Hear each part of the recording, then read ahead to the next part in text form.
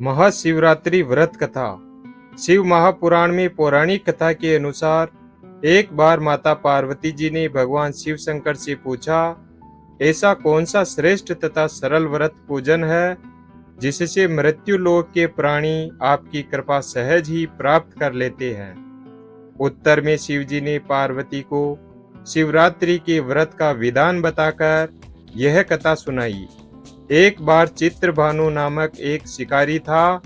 पशुओं की हत्या करके वह अपने कुटुंब को पालता था। वह एक साहूकार का ऋणी था, लेकिन उसका ऋण समय पर न चुका सका। क्रोधित साहूकार ने शिकारी को शिवमठ में बंदी बना लिया। संयोग से उस दिन शिवरात्रि थी। शिकारी ध्यान मग्न होकर शिव संबंधी धार्मिक बातें सुनता रहा। चतुर्दशी को उसने शिवरात्रि व्रत की कथा भी सुनी।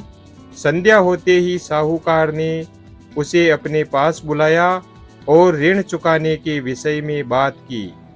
शिकारी अगले दिन सारा ऋण लौटा देने का वचन देकर बंधन से छूट गया।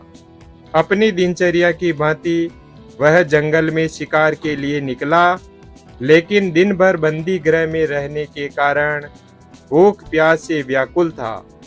शिकार करने के लिए वह एक तालाब के किनारे बेल वृक्ष पर पड़ाव बनाने लगा। बेल वृक्ष के नीचे शिवलिंग था, जो बिल्व पत्रों से ढका हुआ था। शिकारी को उसका पता नहीं चला। पड़ाव बनाते समय उसने जो टहनियां तोड़ी, वे संयोग से शिवलिंग पर जा गिरी। इस प्रकार दिन भर भूखे प्यासे शिकारी का व्रत भी हो गया और शिवलिंग पर बेलपत्र भी चढ़ गए। एक पहर रात बीत जाने पर एक गर्भिणी मृगी तालाब पर पानी पीने पहुंची। शिकारी ने धनुष पर तीर चढ़ाकर ज्यों ही प्रत्यंचा खींची, मृगी बोली, मैं गर्भिणी हूँ, शीघ्र ही प्रसव करूंगी। तुम एक साथ दो जीवों की हत्या करोगे, जो ठीक नहीं है।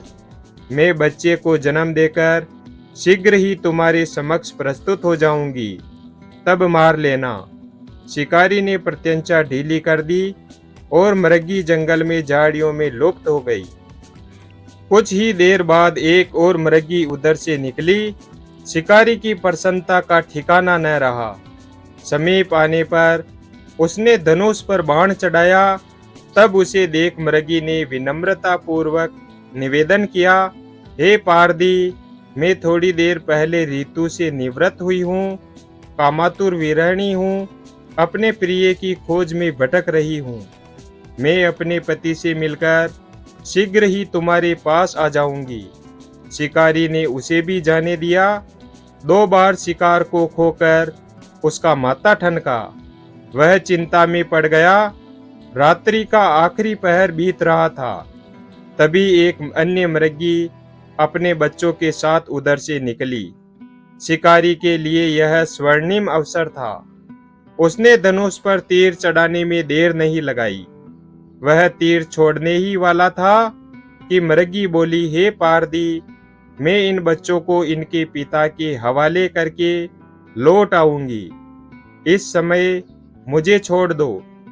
इस पर शिकारी हंसकर बोला, सामने आए शिकार को छोड़ दूं? मैं ऐसा मूर्ख नहीं। इससे पहले मैं 2 बार अपना शिकार खो चुका हूँ। मेरे बच्चे भूख प्यास से तड़प रहे होंगे। उत्तर में मृगी ने फिर कहा, जैसे तुम्हें अपने बच्चों की ममता सता रही है, ठीक वैसे ही मुझे भी। इसलिए सिर्फ बच्चों के नाम पर मैं थोड़ी देर के लिए जीवनदान मांग रही हूँ। हे पारदी, मेरा विश्वास कर।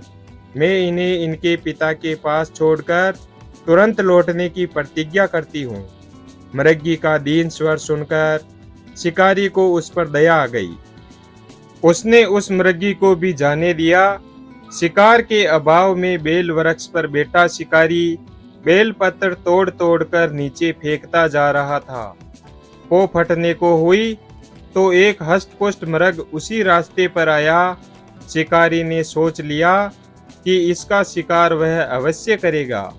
शिकारी की तनी प्रत्यंचा देखकर मृग विनीत स्वर में बोला, हे पारदी, यदि तुमने मुझसे पूर्व आने वाली 3 मृगियों तथा छोटे छोटे बच्चों को मार डाला है, तो मुझे भी मारने में विलंब न करो, ताकि मुझे उनके वियोग में एक क्षण भी दुख न सहना पड़े। मैं उन मृगियों का पति हूँ। यदि तुमने उन्हें जीवन दान दिया है, तो मुझे भी कुछ क्षण का जीवन दान देने की कृपा करो। मैं उनसे मिलकर तुम्हारे सामने उपस्थित होऊंगा। मृग की बात सुनते ही शिकारी के सामने पूरी रात का घटना चक्र घूम गया। उसने सारी कथा मृग को सुना दी। तब मृग ने कहा, मेरी तीनों पत्नियां जिस प्रकार प्रतिज्ञाबद्ध होकर गई है, मेरी मृत्यु से अपने धर्म का पालन नहीं कर पाएगी।